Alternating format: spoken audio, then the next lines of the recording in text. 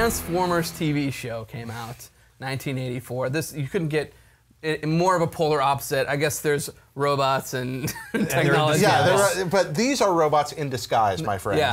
These are magical, shape-changing robots that have crash-landed on the planet Earth and been asleep a long time and woken up. Now they're evil robots after them, and there's a planet up in space, and they turn into trucks and planes and something new every week because they're gonna sell me another toy the next week. I don't see what's not to get. I love it. Yeah, what's not to get? So this came from the loosening of rules on television, right? Like, for a while, you know, maybe this is a good idea, but for a while you can promote directly to kids to sell toys on TV, and then you could, and then G.I. Joe happened. Around it. And so what happened was you had Marvel and Hasbro working together to make this thing, and what they wanted to make was a comic, a TV show, and toys. To all sort of synergistically combined. Ouroboros. Yeah. Just eating it. And we will market this to 7-year-olds, and they will want it. And so they got this, you know, the Transformers came from merging these two toy lines that came from Japan. Right.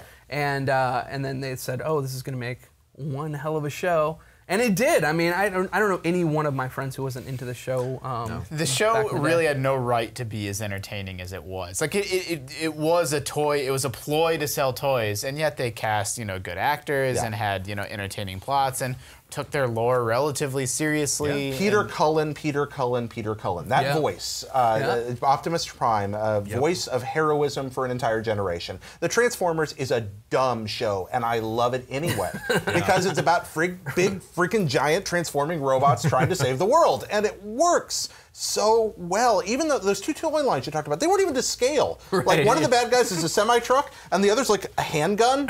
And those were from different toy lines, but they're like, just write them all together anyway. Why not? And, you know, this is also an early example of an anime style. Coming into American television. Now, again, we've got kind of a weird hybrid build of this thing going on, but it's heavily Japanese influence at a time when Japanese culture was becoming more and more important to us. A year later, Nintendo is going to burst through and make us all Japanophiles. This is kind of one of the first injections of that idea.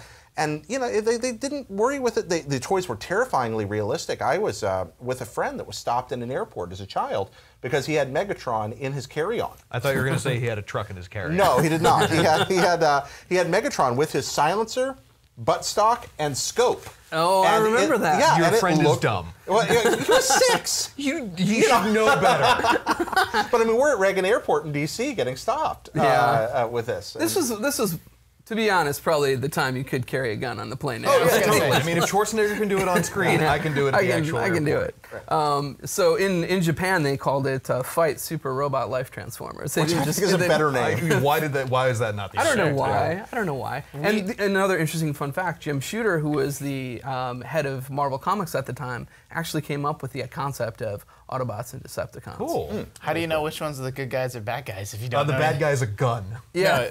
No, maybe because their name is the Decepticons. Well, the bad guys, generally speaking, the bad guys can fly and the good guys can't. Yeah. That's how you tell an Autobot from a Decepticon. That seems unfair. It is unfair. Well, I mean, but it's, you know, good guys are often weaker in some ways so that their love can overcome. You know, that's how it works. They have the power of love. I mean, just practically, one of the things that I liked about the Transformers toys is that it was like 2 toys, right? Like, if you wanted to play trucks, you could play trucks, and if you wanted to play robots, you could play robots. Like, that's actually, like, cool. Like, the toys were really intricate, and their transformations were complex. Like, there was some, you know, real meaningful thought that went into that. And generally speaking, they were very durable, especially those Gen 1 ones. They were tough, tough as nails. As long as you could avoid losing Optimus Prime's hands, you were pretty much okay. There are more corners of the Earth hidden with Optimus Prime, lost Optimus Prime hands. Archaeologists are going to be finding them for centuries. I mean, what were these? There used to be this ongoing debate, too, of, like, what was better, G.I. Joe or Transformers? What was better? Transformers. Ooh, I'm staying out of it. Transformers. USA all the way, go Joe. Yeah, Transformers for me too, just because it had more aspects. You know, it had the you know, transformations, I guess. I mean, I'm not saying that they weren't better produced. I'm just saying, for you, USA all the way, go Joe. G.I. Joe had a bunch of guys dressed in costumes that they purchased at Goodwill, and whereupon Transformers had Orson Welles as an evil planet. Snake Eyes for Halloween. I could not be a Mack truck that turns into a 20-foot robot. Although now you see these people cosplaying with, like, refrigerator boxes, and you're like, how did you think of that crazy? I can't afford a refrigerator. And therein lies the rub.